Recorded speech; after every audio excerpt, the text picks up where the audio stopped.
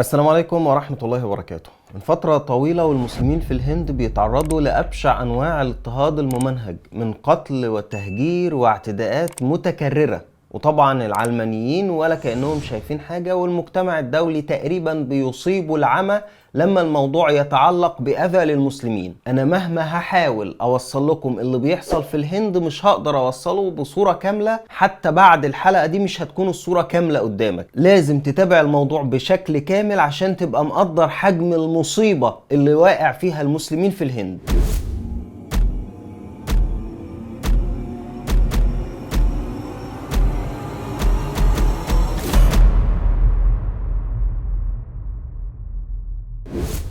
دولة بحجم الهند بتعلن بحكومتها وأشخاص سياسيين بيعلنوا الحرب بشكل واضح على قتل وإبادة المسلمين. أنا هشغل لكم أجزاء من بعض كلام الهندوس سواء في المسلسلات أو في الأغاني أو في الأفلام بتاعتهم، وده اللي احنا هنتناوله إن شاء الله المرة دي. I support the killing of the Muslims and the Sikhs in the Republic of India because they deserve to die. And Muslims need to understand that if they're going to live in our country, they got to follow our rules. And if they don't, then they'll get it. He kills Muslim terrorists, he kills Sikh terrorists. It's awesome what Modi is doing.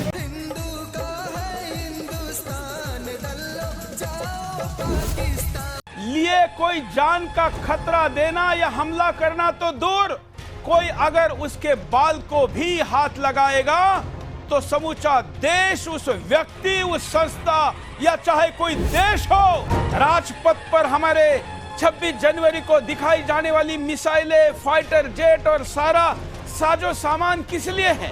अगर हम सत्य के साथ किसी भी हद तक जाने की स्थिति में नहीं है तो फिर हम सत्य की रक्षा करने की स्थिति में भी नहीं है। Over several governments, we have completed the job.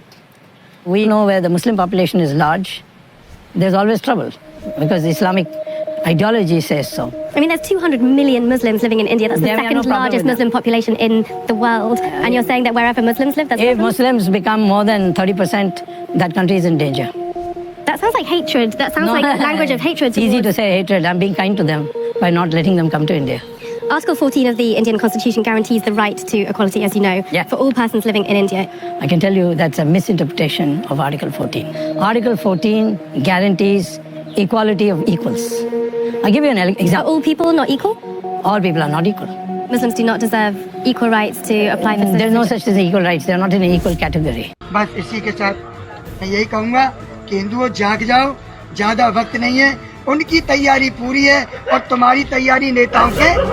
خلي بالكم أنا زي ما قلت هحاول أوصل لكم الصورة حتى ولو بشكل جزئي. لك أن تتخيل أن الناس دي بتصرح بمعاداة المسلمين بالمنظر ده، وإن كنت لا أحبذ استخدام معاداة، لا ده بيحرضوا على قتل المسلمين، تحريض على قتل المسلمين بكل وضوح في الهند من الهندوس ضد المسلمين. الناس دي ومنهم أهل الديانة الهندوسية اللي هم زي الشيوخ كده عندنا، وسياسيين بيجهزوا أسلحة عشان يقتلوا بيها المسلمين، لا وبيتم استخدام سلاح الغناء والفن إنجاز التعبير ضد المسلمين. وبغض النظر ان ده بيثبت بطلان كلام العلمانيين ان الفن والموسيقى بتخلي الشخص مش متشدد، لان ده كلام عبيط ملوش اي لازمة في الواقع، لكن حتى الامور دي بتستغل في الهند للتحريض ضد المسلمين من الهندوس. تخيلوا كده لو المسلمين حرضوا ضد الهندوس بالمنظر ده او ضد اي دين تاني، كانوا هيقولوا ده بسبب نصوص السنة وكتب التراث وابن تيمية والبخاري ومسلم وغيره. ويا سلام لو كان اللي بيحرضوا مثلا ملتحين او عليه اي سمت اسلامي حتى لو مزيف. اذا كان من غير شيء الغرب والعلمانيين عموما بيتهموا الاسلام بان هو دين ارهاب وان المسلمين ارهابيين. خد مثلا اسلام بحيري لما طلع يقول التراث هو نصوص الارهاب في العالم ده، ان طول النهار نقتل الناس، هي دي نصوص المعادية، هو فقه الجهاد الارهاب والعداوة والقتل والغل في العالم ده. نصوص الإرهاب هي التراث. ليه؟ هو انت اعمى مثلا مش شايف اللي بيحصل في الهند؟ خدوها قاعدة كده، عبد الله بن أبي بن سلول كان دايما واقف ضد المسلمين مع الكفار، وكذلك الأمر عيال العلمانيين. أي خسيس منهم لم ولن تجد له موقف واحد يؤيد فيه أهل الإسلام مهما كان الموقف ده. يعني في أشد مواقف الهندوس ضد المسلمين تلاقي إبراهيم عيسى طالع بيدافع عن تقديس البقرة وعبادة البقرة واللي بيعبدوا البقرة. إيه المسخرة دي؟ يعني الناس دي بتقتل المسلمين وإنت بخيبتك طالع بتدافع عنهم؟ يعني حتى لم تستحي في تحديد التوقيت، هم شغالين تحريض ضد المسلمين في الهند وإنت طالع بتلمع فيهم وتشيك فيهم. ولم يقتصر الموضوع فقط على الموسيقى والأغاني، بل ان في افلام تم انتاجها للاساءة للاسلام والمسلمين، زي فيلم هندي اسمه 16 ديسمبر بيتكلم عن ضرب الهند بالنووي من باكستان اللي هي دولة مسلمة. يعني الموسيقى والفن وحتى الافلام ليهم دور فعال في التحريض على العنف، في التحريض على القتل، قتل المسلمين، بل والتفاخر بذلك، بل وتقديم معلومات مغلوطة عن الإسلام.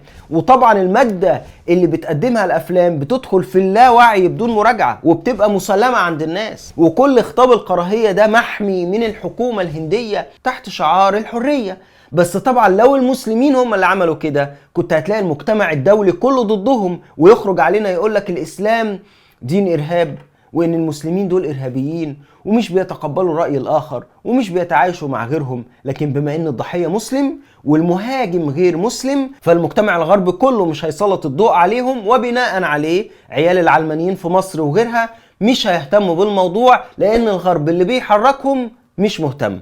أنا دي تالت أو رابع حلقة أعملها عن الهند، هدفي تسليط الضوء على جرائم الهندوس ضد المسلمين في بلادهم أصلا. يعني ده مسلم هندي وبيتعرض للاضطهاد والقتل على ايد الهندوس نفسهم. وزي ما طالبت وهطالب، اتمنى الدول الاسلامية تستبدل الهندوس بالمسلمين.